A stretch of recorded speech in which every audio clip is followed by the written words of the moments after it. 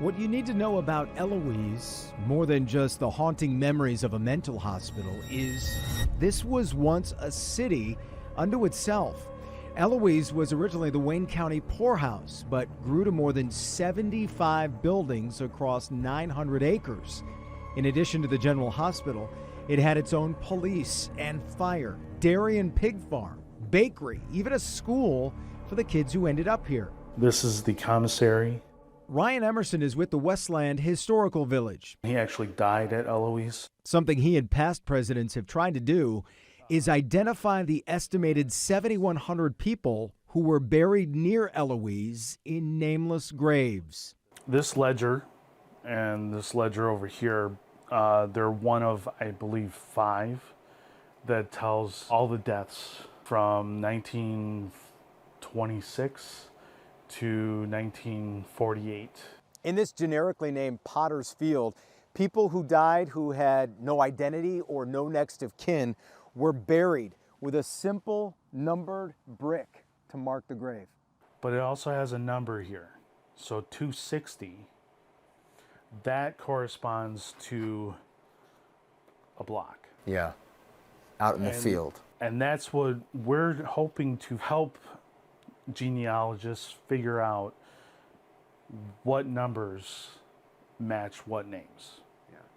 And where they're at actually in the Potter's Field. I got one. But after they stopped burying people here, it became overgrown.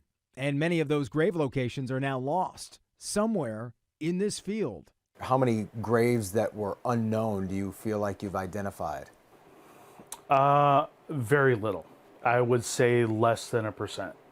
Because there are over 7,100 people buried in this Potter's Field. This field doesn't look big enough to have 7,100 grave sites, but that's because they were crudely buried, almost one on top of the next. Part of the reason I don't think a lot of them will be identified is because there are unknowns.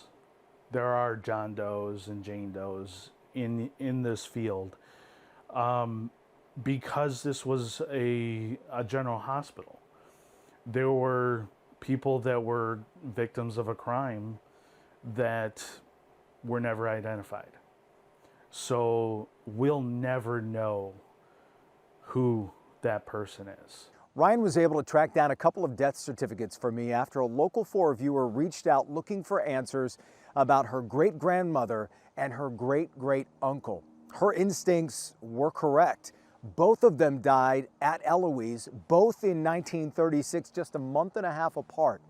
Martin Mungovan suffered from schizophrenia. Eva Mungovan died of cancer.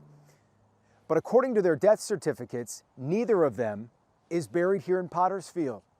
As for the 7,100 people who are, well, their stories may never be fully written. In Westland, Jason Colthorpe, Local 4.